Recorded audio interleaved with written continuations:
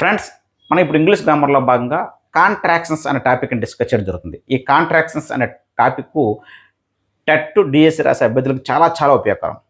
Telangana state అయినా, AP state అయినా, అలాగే మిగతా కాంపిటేటివ్ ఎగ్జామ్స్ వరకు కూడా ఈ కాంట్రాక్షన్స్ టాపిక్ తప్పనిసరిగా తెలిసి ఉండాలి. అకాడమిక్ టెక్స్ట్ బుక్లో కూడా 4th, 5th క్లాస్ నుంచి కూడా ఈ కాంట్రాక్షన్స్ గురించి మనకి ఇవ్వడం జరుగుతుంది. కాబట్టి ఈ వీడియో చివరి వరకు స్కిప్ చేయకుండా వాచ్ చేయండి.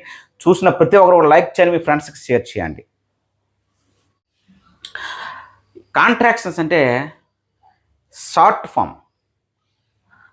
ఫామ్నే కాంట్రాక్షన్ అంటాం. అయితే ఈ కాంట్రాక్షన్ రాయడానికి మనము అపాస్ట్రఫీ ఉపయోగిస్తాం. అపాస్ట్రఫీ అంటే ఇది సింబల్. అయితే ఈ కాంట్రాక్షన్స్ ఏ సందర్భాల్లో రాస్తామంటే, ఫస్ట్ ఒక ప్రొనౌన్ వెర్బ్ పక్కన రాసినప్పుడు, ప్రొనౌన్ వెర్బ్ని కలిపి రాసినప్పుడు ఆ ఫామ్ని షార్ట్ ఫామ్స్ చేసి రాస్తాం.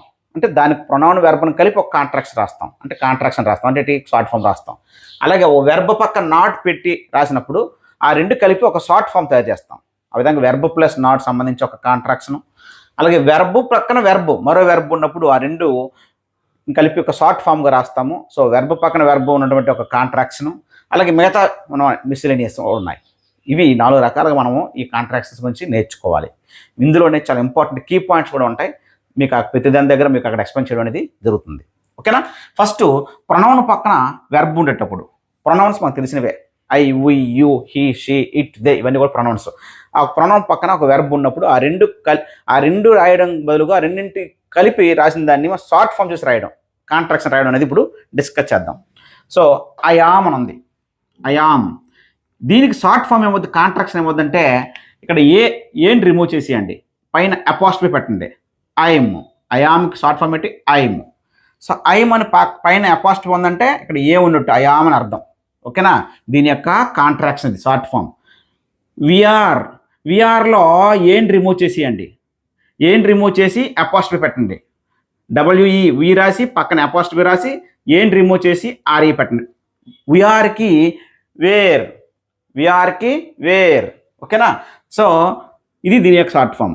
యూఆర్కి ఏని రిమూవ్ చేసేయండి, యూర్. ఏ బదులుగా అపాస్ట్రఫీ పెట్టాలి.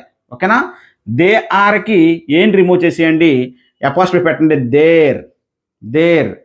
దీని యొక్క షార్ట్ ఫామ్ లేదా కాంట్రాక్షన్. హీ ఈజ్ ఉంది ఇక్కడ, హీ ఈజ్లో ఐని రిమూవ్ చేసేయండి, ఐని అపాస్ట్రఫీ పెట్టండి, హీజ్. చూసారా? హీ పక్కన అపాస్ట్రఫీ ఉంది, ఎస్ ఉంది, హీజ్ అని చదవాలా. హీజ్. హీ హ్యాజ్ ఉంది, ఈ హ్యాజ్లో హెచ్ఏని రిమూవ్ చేసేయండి, హెచ్ఏని రిమూవ్ చేసి ఏ పెట్టాలా, అపాస్ట్రఫీ పెట్టాలా. సో ఈ హ్యాజ్కి కూడా హీజే, ఈ ఈజ్కి కూడా హీజే, ఈ రెండు ఒకలాగా ఉన్నాయి. చూసారా? ఈ హీజ్కి కాంట్రాక్షన్ హీజ్, ఈ హ్యాజ్కి కాంట్రాక్షన్ హీజ్. ఓకేనా? తర్వాత వాటికి ఎక్స్ప్లెనేషన్ ఇస్తాను మీకు. నెక్స్ట్ సీజ్, ఇక్కడ ఐని రిమూవ్ చేసేయండి, సీజ్ అపాస్ట్రఫీ పెట్టండి. సీ హ్యాజ్, హెచ్ఏని రిమూవ్ చేసేయండి, సీజ్. సో సీజ్ రెండు ఒకలాగా ఉన్నాయి, కానీ ఈ సీజ్కి ఫుల్ ఫామ్ పెట్టింటే సీజ్ అవుతుంది, సీ హ్యాజ్ అవుతుంది.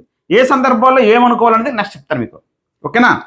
ఇట్ ఈజ్ ఉంది, ఇట్స్ పైన అపాస్ట్రఫీ ఉంది, ఇట్ హ్యాజ్ ఉంది, ఇట్స్. ఈ రెండు ఒకటే, కాంట్రాక్షన్ ఫామ్స్ ఒకలా ఉన్నాయి, కానీ వాటి ఫుల్ ఫామ్స్ తేడా ఉన్నాయి.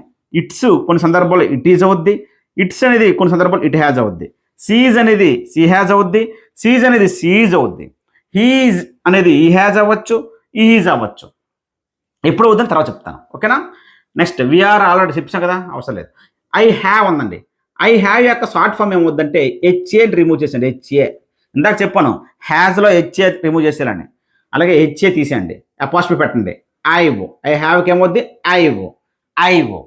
ఐవ్ అంటే ఐ హ్యావ్ యొక్క contraction short form. We have, HA remove చేసేయండి, అపాస్ట్రఫీ పెట్టండి, వీ హ్యావ్కి వీవ్. దే హ్యావ్కి హెచ్ఏ రిమూవ్ చేసేయండి, అపాస్ట్రఫీ పెట్టండి, దేవ్. ఐ హ్యాడ్, ఇందాక చెప్పండి హెచ్ఏ తీసేయండి, అపాస్ట్రఫీ పెట్టండి, ఐడ్. ఐ హ్యాడ్కి అయితే ఐడ్. ఐ వుడ్కి డబ్ల్యూఓయుఎల్ ఎంత తీసేయండి, డి వరకు ఉన్నదంతా రిమూవ్ చేసేయండి, అపాస్ట్రఫీ పెట్టండి, అపాస్ట్రఫీ, ఐడ్. చూసారు? ఐ హ్యాడ్కి ఐడే, ఐ వుడ్కి ఐడే. ఓకేనా? ఏ సందర్భాల్లో దాన్ని ఐడెంటిఫై చేయాలని చెప్తాను. అంటే ఐడ్ అంటే ఐ వుడ్ రావచ్చు, ఐ హ్యాడ్ రావచ్చు. ఓకేనా? నెక్స్ట్ దే హ్యాడ్ వచ్చింది ఇక్కడ, హెచ్ఏ రిమూవ్ చేసేయండి, they'd. They would, they'd. So ఇందాక చెప్పాను, దేడ్ అంటే దే వుడ్ అనుకోవాలా, దే హ్యాడ్ అనుకోవాలా అనేది తర్వాత మీకు ఎక్స్ప్లెయిన్ చేస్తాను.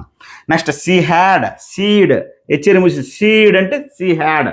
అలాగే సీ వుడ్, దానికి కూడా సీడ్. అంటే ఇక్కడ అపాస్ట్రఫీ పక్కన డి ఉందంటే అది హ్యాడ్ కావచ్చు, వుడ్ కావచ్చు. అపాస్ట్రఫీ పక్కన ఎస్ ఉందంటే అది ఈజ్ కావచ్చు, హ్యాజ్ కావచ్చు. ఓకేనా. నెక్స్ట్ డి ఉంటే హ్యాడ్ కావచ్చు, వుడ్ కావచ్చు. ఏ సందర్భాల్లో అవుతుంది మీకు చెప్తాను తర్వాత. నెక్స్ట్ అండి వీ వుడ్. వీ వుడ్లో మీకు WOUL అని రిమూవ్ చేసేయండి, అపాస్ట్రఫీ పెట్టండి. We'd, we'd. వీ హ్యాడ్కి వీడ్, వీ హ్యాడ్కి వీడ్. సో అపాస్ట్రఫీ పక్కన డి ఉంది అంటే అయితే వుడ్ అవ్వాలి లేదా హ్యాడ్ అవ్వాలి. ఏమవుతుంది అని చెప్తాను. నెక్స్ట్ ఐ విల్కి ఐల్, ఐల్ అంటే WIని రిమూవ్ చేస్తాము, పక్కన LL రాస్తాం అపాస్ట్రఫీ పెట్టి.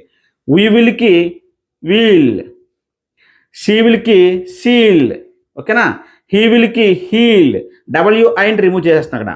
దే విల్కి దేల్, ఇట్ విల్కి ఇటిల్. ఓకేనా. ఈ విధంగా మనము వెర్బ్కి ప్రొనౌన్ పక్కన వెర్బ్ సందర్భాల్లో కాంట్రాక్షన్ ఫార్మ్స్ రాస్తాం. అయితే ఇక్కడ ఒక ఎక్సెప్షన్ అంటే లెట్స్ ఉంది. సార్ అపాస్ట్రఫీ ఎస్ ఉంటే ఈజ్ అని అవ్వాలి, హ్యాజ్ అని అవ్వాలి. కానీ ఇక్కడ అపాస్ట్రఫీ ఎస్ ఉంది లెట్ పక్కన, కానీ లెట్స్కి మాత్రము ఈజ్ అవ్వదు, హ్యాజ్ అవ్వదు. లెటస్, దాని యొక్క ఫుల్ ఫామ్ పెట్టి లెటస్. ఇది ఒక ఎక్సెప్షన్. అపాస్ట్రఫీ ఎస్ ఉంటే దాని ఫుల్ ఫామ్లో ఈజ్ అని వస్తుంది, హ్యాజ్ అని వస్తుంది. కానీ లెట్ పక్కన అపాస్ట్రఫీ ఎస్ ఉంటే మాత్రం ఈజ్ రాదు, హ్యాజ్ రాదు, అజ్ వస్తుంది, లెటస్. అలాగే దట్ ఈజ్ ఉంది, దీన్ని ఏమంటాం దట్స్. దేర్ ఈజ్ ఉంది, there's, apostrophe S. That's, that is, there's, there is. ఓకేనా. ఇప్పుడు మీకు వీటికి సంబంధించి క్లారిఫికేషన్ చూడండి. అపాస్ట్రఫీ ఎస్ ఉంటే ఈజ్ అని వస్తుంది, హ్యాజ్ అని వస్తుంది. ఈజ్ ఎప్పుడు వస్తుంది అంటే పక్కన ఇంగ్ ఫామ్ ఉన్నా, గోయింగ్, ప్లేయింగ్, రన్నింగ్ అని, లేదా ఒక నౌన్ ఉన్నా ఈజ్ అవుతుంది, ఒక యాడ్జెక్టివ్ ఉన్నా ఈజ్ అవుతుంది. అపాస్ట్రఫీ ఎస్ ఉందంటే దాని ఫుల్ ఫామ్లో ఈజ్ రావాలంటే ఆ పక్కన ఉన్న వెర్బ్ ఇంగ్ ఫామ్ కానీ, ఆ పక్కన నౌన్ ఉన్నా, ఆ పక్కన యాడ్జెక్టివ్ ఉన్నా ఈజ్ అవుతుంది. మరి హ్యాజ్ ఎప్పుడు అవుతుందంటే పక్కన వెర్బ్ యొక్క మూడో రూపం ఉంటే. వెర్బ్ యొక్క మూడో రూపం అంటే గో, వెంట్, గాన్లో గాన్, ప్లే, ప్లేడ్, ప్లేడ్లో ప్లేడ్, కమ్, కేమ్, కమ్లో కమ్. ఈ విధంగా వెర్బ్ యొక్క మూడో రూపం ఉంటే అపాస్ట్రఫీ ఎస్ అనేది ఏమవుద్ది, హ్యాజ్ అవుద్ది. లేదా ఇంగ్ ఫామ్ ఉన్నా, నౌన్ ఉన్నా, యాడ్జెక్టివ్ ఉన్నా అప్పుడు అపాస్ట్రఫీ ఎస్ ఏమవుద్ది, ఈజ్ అవుతుంది. ఉదాహరణ చూడండి, హీఈస్ సింగింగ్ ఏ సాంగ్ అన్న. ఇక్కడ ఇంగ్ ఫామ్ ఉంది కాబట్టి ఈ అపాస్ట్రఫీ ఎస్ ఏమవుద్ది, ఈజ్ అవుద్ది అనమాట. ఏమవుద్ది, ఈజ్ అవుద్ది. ఓకేనా. హీఈజ్ ఏ డాక్టర్. ఇక్కడ అపాస్ట్రఫీ ఎస్ పక్కన నౌన్ ఉంది. ఇక్కడ నౌన్ ఉన్నా, ఇంగ్ ఫామ్ ఉన్నా, యాడ్జెక్టివ్ ఉన్నా ఏమవుద్ది, ఈజ్. సో ఈ అపాస్ట్రఫీ ఎస్ అనేది ఏమవుద్ది, ఈజ్ అవుతుంది. హీఈజ్ ఇల్, హీఈజ్ ఇల్. మరి ఈ అపాస్ట్రఫీ ఎస్ని హ్యాజ్ అనుకోవాలా, ఈజ్ అనుకోవాలంటే ఇక్కడ ఇల్ అనేది యాడ్జెక్టివ్ కాబట్టి అక్కడ ఏమవుద్ది, ఈజ్ అవుద్ది. హీఈజ్ రీచ్డ్ జస్ట్ నౌ ఉంది, రీచ్డ్ ఉంది. అపాస్ట్రఫీ ఎస్ పక్కన వెర్బ్ 3 ఉంది. అపాస్ట్రఫీ ఎస్ పక్కన వెర్బ్ 3 ఉంటే అక్కడ ఏమవుద్దండి, హ్యాజ్ అవుద్ది. కాబట్టి ఇక్కడ అపాస్ట్రఫీ ఎస్ అనేది ఏమవుద్ది, ఇక్కడ హ్యాజ్ అవుద్ది. ఓకేనా. ఈ హ్యాజ్ రీచ్డ్ జస్ట్ నౌనే హీఈజ్ రీచ్డ్ జస్ట్ నౌ అని అంటాం. ఆ విధంగా మనము అపాస్ట్రఫీ ఎస్ని ఐడెంటిఫై చేయాలి. నెక్స్ట్ అండి అపాస్ట్రఫీ డి ఉంటే, కాంట్రాక్షన్ ఫామ్లో అపాస్ట్రఫీ డి ఉంటే మనకి హ్యాడ్ అని అవుతుంది, వుడ్ అని అవుతుంది. హ్యాడ్ ఎప్పుడు అవుద్ది అంటే పక్కన వెర్బ్ 3 రావాలి. వుడ్ ఎప్పుడు అవుద్ది అంటే పక్కన వెర్బ్ 1 ఉండాలి. వెర్బ్ 1 ద బేస్ ఫామ్ ఉండాలి. ఓకేనా. చూద్దాం. They'd gone to Hyderabad. ఈ అపాస్ట్రఫీ డి అనేది హ్యాడ్ అవుద్దా, వుడ్ అవుద్దంటే ఈ అపాస్ట్రఫీ డి పక్కన గాన్ అనేది ఏమవుద్ది, V3 ఉందంటే ఏమవుద్ది, హ్యాడ్ అవుద్ది. కాబట్టి ఇక్కడ అపాస్ట్రఫీ డి అనేది దేనికి సంబంధించింది, హ్యాడ్కి సంబంధించింది. Next they'd go to Hyderabad. ఇక్కడ అపాస్ట్రఫీ డి పక్కన గో ఉంది అంటే వెర్బ్ 1 ఉంది. ఇక్కడ వెర్బ్ 1 ఉంటే ఏమవుతుంది చెప్పిన, వుడ్. కాబట్టి ఇక్కడ తీసుకోవాల్సింది వుడ్ తీసుకోవాలి. They would go to Hyderabad అని అర్థం. ఓకేనండి, అర్థమైంది కదా. ఇది ఒక ప్రొనౌన్ ప్లస్ వెర్బ్ కలిపి ఉన్నటువంటి కాంట్రాక్షన్స్. నెక్స్ట్ వెర్బ్ పక్క నాట్ పెడితే వచ్చే కాంట్రాక్షన్స్ చూద్దాం.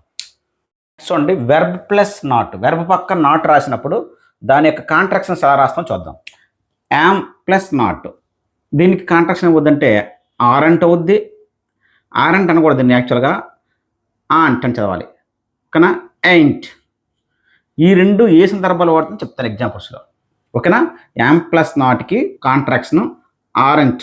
ఆరెంట్ని మనము ఆంట్ అని చదవాలి, లేదా ఎయింట్. ఈజ్ ప్లస్ నాట్కి ఈజింట్.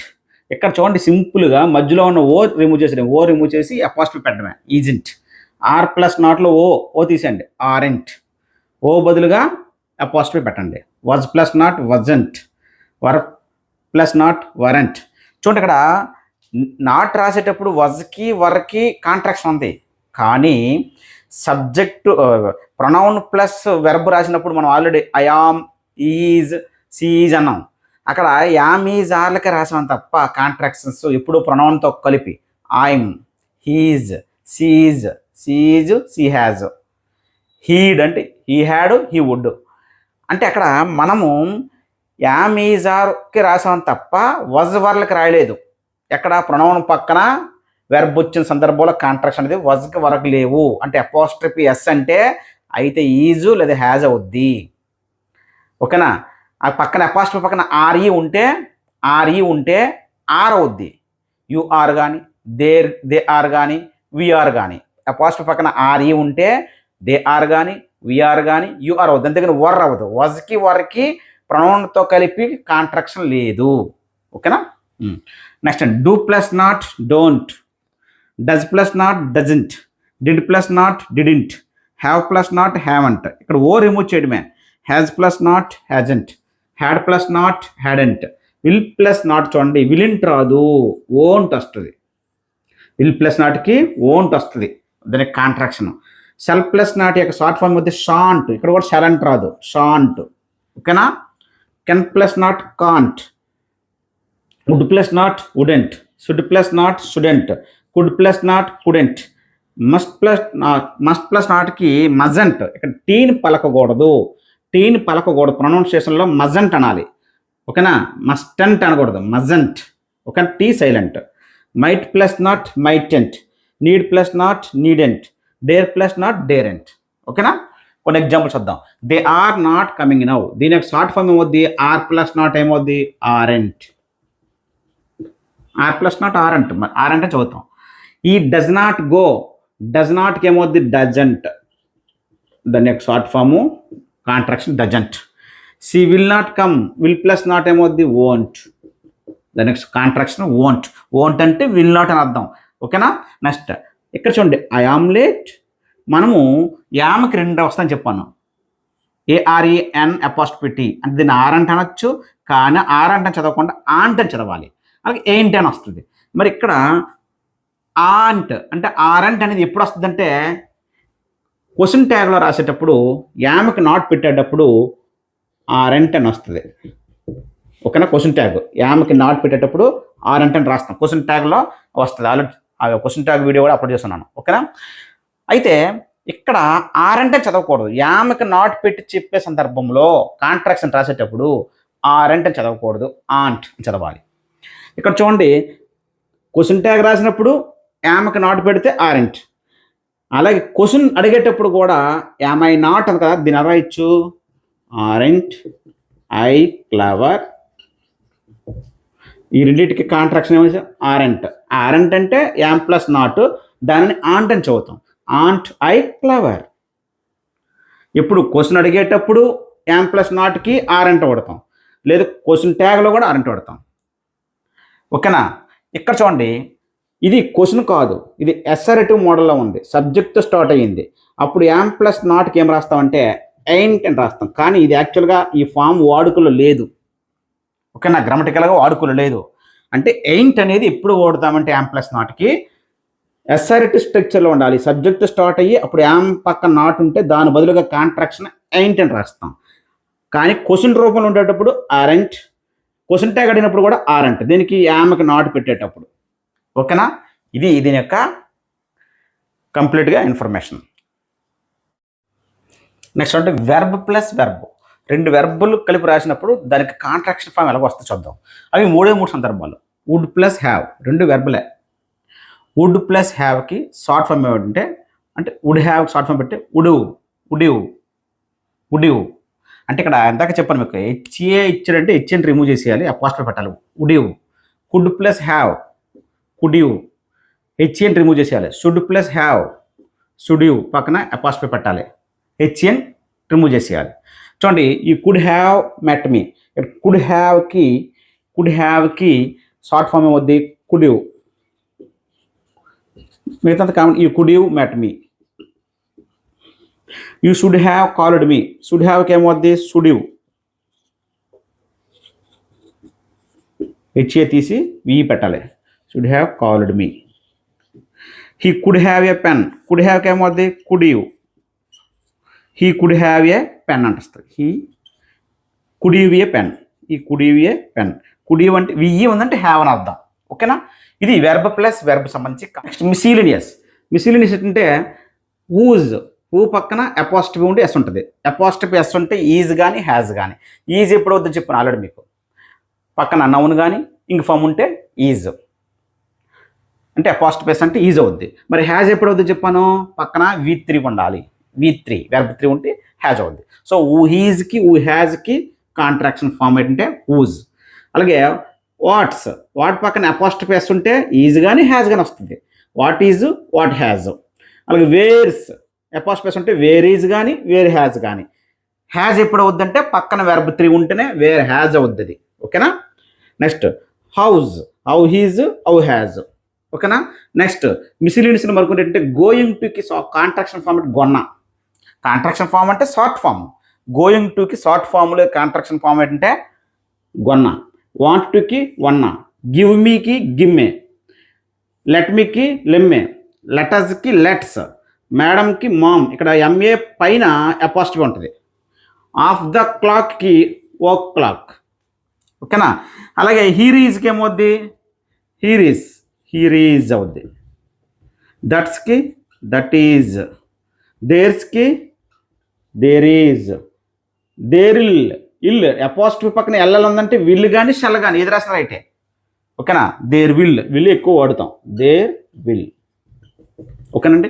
సో ఈ ఫ్రెండ్స్ ఇప్పుడు మీరు గుర్తుంచుకోవాల్సింది ఏంటంటే ప్రొనౌన్ ప్లస్ వెర్బ్తో కాంట్రాక్ట్స్ రాసేటప్పుడు యామ్కి ఈజ్కి ఆర్కి రాసాము, ఐమ్ అని, యూర్ దేర్ అని ఆర్కి రాసాము, ఈజ్కి రాసాము, హీజ్ సీజ్ అని రాసాము. కానీ వజ్కి వరకు అక్కడ లేవు ప్రొనౌన్ ప్లస్ వెర్బులని.